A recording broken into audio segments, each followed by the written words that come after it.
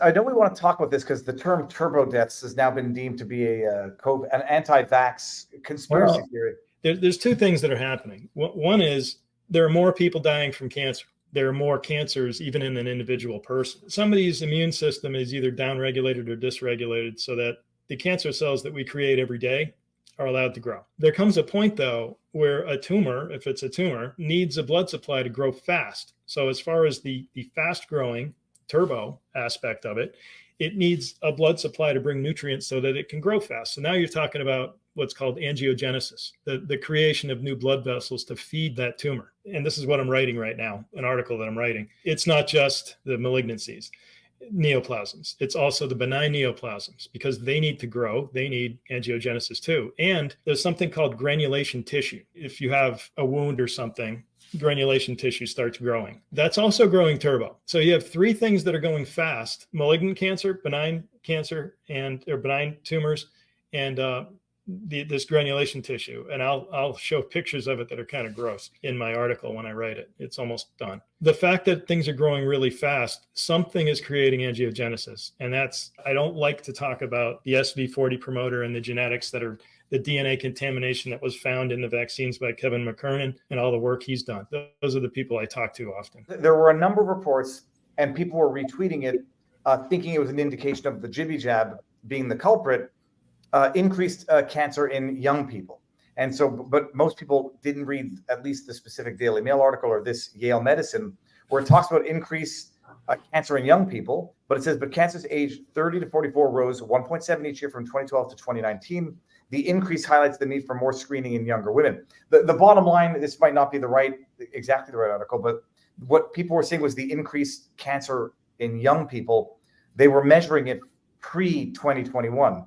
That's true. So the argument goes that it was increasing beforehand. And so how does the attribution go to the jab and not a trend that had started almost a decade ago? Well, I mean, people would like to play in stocks. So if you have your stock go from 1 to 2 to 3, and then it goes to 10 and 20 and 30, they're both going up. But 1 to 2 to 3 is the rate pre-jibby jab, and the 10, 20, 30 is post-jibby jab. And if you put up the graphs, you'll see what I mean. Yes, it is going up, especially with the foods, the processed foods, and all the bad stuff we're doing to ourselves. Cancers are going, and the fact that people live longer, right? So cancers are going to go up because people live longer. But then you have this crazy, especially Massachusetts, there in the middle. What the heck happened here? You've compiled these from, these are not from death certificates, but from medical records. These are death records involving the prefix code C77, which is attributable to secondary malignant neoplasm of the lymph nodes. Everybody take a brief pause from today's vlog and check out the video at chuckdefense.com/Viva. Have you ever wondered what happened to the legendary Chuck Norris? I recently saw a video of his and I was shocked. He's in his 80s and still kicking butt and working out and staying active. What's even more shocking, he's stronger, can work out longer, and has plenty of energy left over for his grandkids. He did this by making just one change. He says he feels like he's in his 50s. His wife even started doing it, and she looks better than ever. She feels younger, fitter, and also has energy lasting all day. Chuck made a special video that explains everything. Make sure you watch it by going to chuckdefense.com/Viva. Go check it out by clicking in the link in this video. It will change the way you think about your health. Once again, that's chuckdefense.com/Viva, and click the link in the description below to watch. You won't believe how simple it is. Just a reminder, the legendary Chuck Norris is a whopping 84 years young, and he has more energy than 99% of Americans out there. He discovered he could create dramatic changes to his health simply by focusing on 3 things that sabotage our body as we age. Watch the method by clicking on the link in the description below, chuckdefense.com/Viva. And now back to the vlog. This is still a wild increase. Here's what I think is going on in Minnesota. I think they had a bunch of lazy old medical examiners who didn't do a good job writing death records. And when they hired younger people who started doing a better job, as the older guys retire and the younger guys come in, they just start writing more stuff on death records because it's absolutely impossible to have that growth rate in the 2015 through 2018. That's what I think happened in Minnesota. The data is not what people think it is. It does not have the integrity and truth and fact that people think it has. You have to come up with the human reasons behind the anomalies in the data. If there's human error in the anomalies. Yeah. So maybe they hired more people who like to write lymph node cancer. I don't think so. So anybody can say anything. Nobody can prove anything. We have to use the reasonable man standard of law, right? Would any reasonable person believe that lymph node cancer isn't rising in 22 and 23? and maybe a little bit in 21. Playing devil's advocate again, I would say that the increase that we're seeing 2021 to 2023, we basically saw 2015 to 2017. Two states are better. So Massachusetts and Connecticut do show an incredible increase. They'll argue that it's as a result of inflammation from COVID infections itself. Yeah, well, I mean, if people want to think that, you can't fight that one except to say you're nuts, because all the people who didn't get vaccinated are not having the cancers. What stats do you have, or how are you able to tally that? There is no way to determine the amount of vaccinated among the deaths, is there? Actually, the Connecticut Memoranda Series Volume 2 that I put out about 5 or 6 weeks ago, I have over 100 vaccine deaths where I have the vaccine dates in there. I have 14 people who died on the same day of vaccination, 36 who died the day after, 51 who died 2 days after, and then I have a certain number that died within 30 days. And then I compare that with the number of people who would normally die within those 30 days in Connecticut, and it's much higher. Over 1,000 people died in Connecticut alone.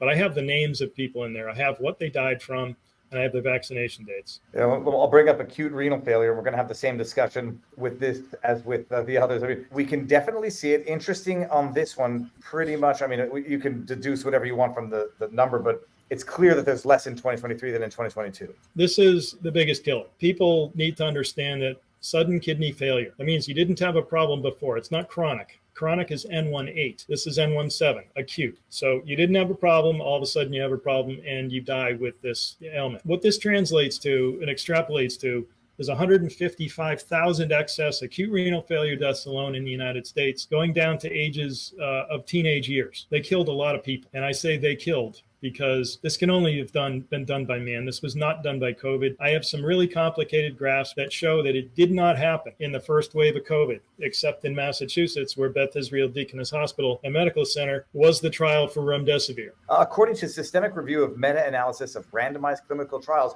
remdesivir treatment likely has little to no effect on the risk of acute kidney injury, AKI, in COVID-19 patients. The AI is telling us that there's no acute renal failure with remdesivir. Confirmed that was one of the known potential side effects. It was, but this is interesting. People get mad at me, especially those involved in remdesivir lawsuits with Gilead. I'm not saying it's remdesivir, but something happened in hospital. You go in and on a positive COVID test, they put you on remdesivir. I do have a couple of medical files that are a couple thousand, now actually one's 4,000, one's 6,000 pages. The creatinine levels, liver enzymes, there was no problem after the remdesivir. Levels kicked up after vancomycin. And what happens after you go on a ventilator, you get an infection, and if it gets into your blood, you go septic, and what they give you for sepsis is vancomycin. Every time somebody was, of the 5 files I have, all 5 had vancomycin. All 5 died of acute renal failure. 2 of them had remdesivir. 3 of them did not. 2 of them had baricitinib, which is an immunomodulator, and the other 3 did not. And 1 of them had neither. They all had vancomycin. They all died of renal failure, and none of them were vaccinated. They all had COVID, yeah. Nobody that stayed home died from renal failure from COVID. Only people that went to the hospital and get the NIH drug treatment program died from renal failure in the hospital. But David, is a second signal. COVID is seasonal. It's more in the winter than the summer. More pneumonia deaths occur in the winter than in the summer. So if you get COVID or you get pneumonia thing, you go to the hospital, you get put on all these drugs, and you die from renal failure. So more renal failure deaths happen in the winter than the summer. As a secondary effect, because you're being treated for COVID, you have more dying in the winter than the summer. That's in 2020. And it continued through with these peaks that are going up. In 2021, it didn't return to baseline in the summer. In the summer of 22, it didn't return to baseline. In fact, in the summer of 2021, it was higher, and the baseline was higher in the summer. And in 22, it was even higher. And in 23, it was higher. So what does that mean? There's a secondary signal that's linear. So you have a seasonal sine wave, and then you have a linear signal. And the linear signal is the uptake of vaccine. So there's 2 things going on. One thing, people are dying when they go to the hospital. They're dying from renal failure.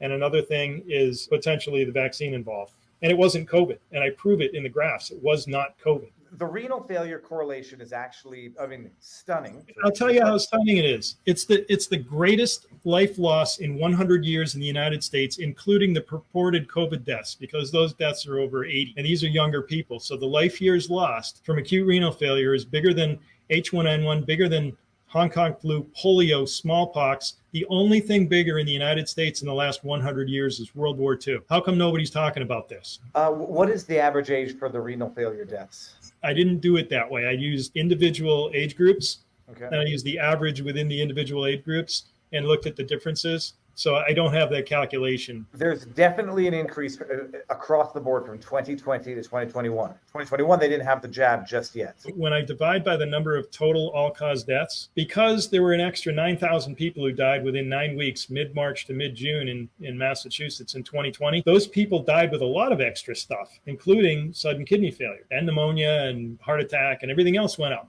during that time. So it artificially increased many causes of death. So when you adjust for the prevalence of causes, the variable I created for that is not there in 2020 for Connecticut and barely there for Massachusetts because of that trial. This is the excess deaths totals. 2020 Yeah, by state. Yeah.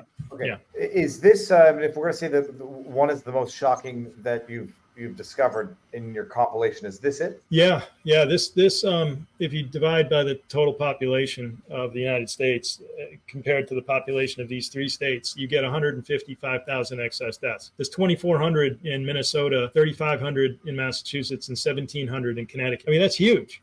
That's absolutely huge. And I'm very conservative in my method of calculating excess. I use a linear least squares, so I'm using a trend instead of an average. I'm not cheating. When people use a 5-year average, they're cheating because if you have a positive slope, the 5-year average, of course, it's going to be higher. I'm using that positive slope. So explain to me even the numbers that I'm looking at. Intercept slope, average 5 years, 2020. Oh, that's just showing my methodology. It's just my method of calculating excess that's very conservative, much more conservative than an average method. Do they give monthly reports? Like, are we still seeing the excess deaths increasing as the months go along in 2024? It was slowing down last I looked at it. But when I say slowing down, it's double what it should be. It's still 100% increase. People are dying from acute renal failure still to the tune of, thousands of people per year in every state.